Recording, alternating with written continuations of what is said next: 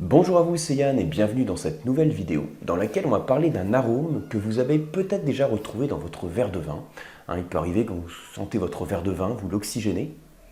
Et derrière la multitude d'arômes que vous pouvez retrouver, il est probable dans certains vins que vous retrouviez un arôme de cuir. Donc c'est le cas sur le vin que je déguste. Alors ici je ne vais pas faire une dégustation détaillée du vin. Mon but ici sur cette vidéo, ça va être de parler spécifiquement de l'arôme de cuir. Donc peut-être que vous avez déjà perçu cet arôme de cuir. Je parle ici du cuir de cartable, du cuir de chaussures si vous voulez, quelle que soit la référence que vous avez, le cuir de Russie. On a un petit peu sur ces côtés nobles de l'arôme de cuir. C'est donc un arôme qui est assez agréable.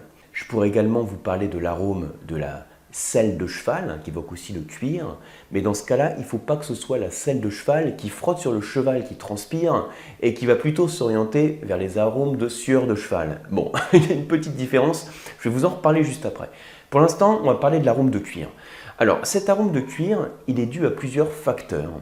Déjà, il faut savoir que c'est plutôt un arôme d'évolution.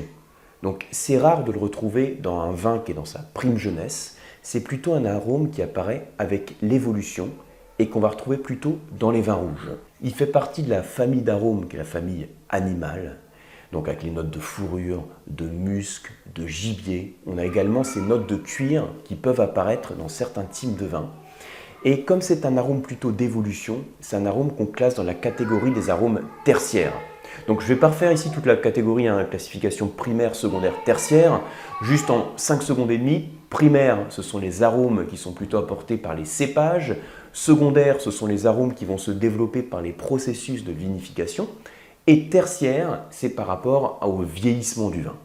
Alors, premier truc à savoir par rapport à cet arôme de cuir, c'est qu'il est dû à plusieurs composés organiques et le principal qui serait lié à cet arôme de cuir, c'est ce qu'on appelle la muscone, qui participe aussi justement aux arômes de musc qu'on va retrouver dans certains vins. Et il n'est pas lié, cet arôme, il n'est pas lié directement à des arômes variétaux, c'est-à-dire ce n'est pas des arômes, comme je disais tout à l'heure, de jeunes vins, mais il peut être présent à l'état de précurseur d'arômes et se développer sous certaines conditions. Alors il y a 3 choses pour analyser cet arôme, pour en parler ici. Donc cuir, ici, alors je dessine toujours aussi bien. Donc ce que j'ai fait ici, ça c'est une grappe de raisin, vous l'aviez reconnu peut-être. Donc c'est-à-dire qu'il y a le facteur cépage qui va jouer sur cet arôme. Même si ce n'est pas lié à un jeune vin, le facteur cépage peut être lié aussi au développement de ce type d'arôme. Ensuite, il y a le facteur élevage et le facteur vieillissement. Voilà, 3 facteurs. Cépage, élevage, vieillissement. Alors, ça veut dire qu'il y a des cépages qui sont plus à même de développer ce type d'arôme. Donc, je vais vous en citer quelques-uns. Donc, moi, je parle, pour les présenter de manière simple, des 3K, des 3M, puis après, il y en a d'autres. Alors, pourquoi je dis 3K? Alors, ce n'est pas la lettre K, c'est K comme CA. C'est les Cabernet Sauvignon, Cabernet Franc, Carmenère, qui sont des cépages, donc bordelais, mais pas que. Et il se trouve que sur les Cabernet, Cabernet Sauvignon notamment, qui évoluent au cours du temps, on peut avoir ce type d'arômes qui apparaissent. Les 3M, ce serait pour Merlot, qu'on va retrouver par exemple là aussi dans le Bordelais. Je pense à des vins de la rive droite, dans la zone de Saint-Émilion, Pomerol. Vous avez également le Mourvèdre, pour l'autre M, Merlot, Mourvèdre. Alors Mourvèdre, c'est un cépage pour le coup plus méditerranéen, donc pensez par exemple au Bandol, pour donner un exemple un peu parlant. Et puis l'autre M, ça va être pour le Malbec. Donc pensez par exemple au Cahors dans le sud-ouest. Donc je reprends Cabernet Sauvignon, Cabernet Franc, Carmenère, Merlot, Mourvèdre, Malbec. Voilà, ce sont des exemples que je vous donne. Est-ce que ça veut dire que cet arôme de cuir, on le retrouve que dans ces cépages? Absolument pas. On le retrouve également dans d'autres cépages. Je pense aussi particulièrement au Pinot Noir. Mais au-delà du cépage, il y a aussi des conditions spécifiques qui font que cet arôme va se développer. Donc une des conditions, ça va être éventuellement, ce que je vous ai mis là, l'élevage. Donc il y a des cépages qui se prêtent mieux à l'apparition de ce type d'arôme, mais l'élevage, donc l'élevage en fût notamment, va permettre, en tout cas favoriser le développement de ce type de composé. L'élevage en fût, c'est une chose, et l'autre paramètre, alors ce que j'ai dessiné ici, c'est une bouteille qui est couchée, ça veut dire le vieillissement.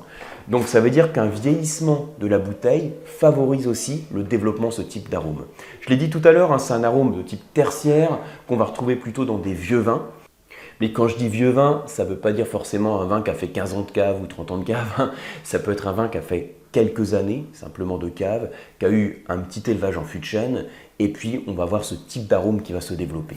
Le vin que je suis en train de déguster, c'est un vin de 2017, un Crianza, on est sur un Ribera del Duero, j'ai la bouteille qui est derrière.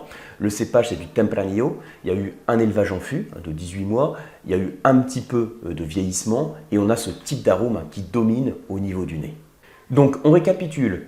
Plutôt un arôme qu'on va retrouver sur des vins rouges.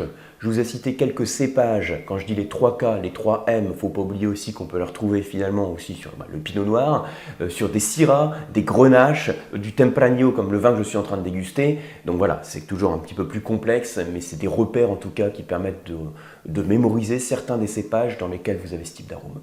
L'élevage en fût de chêne le favorise et le vieillissement du vin également. Je vous disais tout à l'heure qu'il ne faut pas le confondre avec cette même selle de cheval, mais qui frotte sur le cheval et qui sent un petit peu la sueur, où là on va avoir un arôme un peu plus aigre, voire un arôme d'écurie. Donc là, ce qui va permettre le développement de ce type d'arôme plus désagréable, là on passe dans la catégorie des défauts pour le coup, c'est une altération due à une levure qu'on appelle les Brettanomyces. J'en ai parlé dans la leçon 75 sur cette chaîne, donc voilà, n'hésitez pas à vous référer sur cette leçon si vous voulez plus d'informations sur cet arôme plus d'écurie, de cheval, qui j'en conviens est quand même dans certains points assez proche de l'arôme de cuir. Mais c'est toujours le truc un peu compliqué, enfin que compliqué ou pas, hein, c'est justement ça fait partie du vin. Il y a parfois un arôme qui est sous une certaine concentration, qu'on a du mal à percevoir au nez et qui participe à la complexité du vin puisqu'il va se marier finalement à d'autres arômes, de notes d'épices, de fruits, des notes florales, etc. Et ça participe à la complexité. Mais quand vous avez un arôme dominant et qui écrase les autres arômes et que cet arôme dominant est désagréable, généralement c'est un défaut. Mais là, le cuir, tel que je vous l'ai présenté ici sur cette leçon, on est d'accord, hein, donc c'est plus un arôme d'évolution qui n'est pas lié à un défaut du vin. Donc voilà pour ces quelques renseignements, j'espère que vous avez appris des choses. Si c'est le cas, n'hésitez pas à partager les vidéos, à la liker, à vous abonner à la chaîne. Et pour ma part, je vous retrouve sur les formations et les diplômes sur le site lecoam.eu et sur les masterclass de la dégustation. Merci et à bientôt.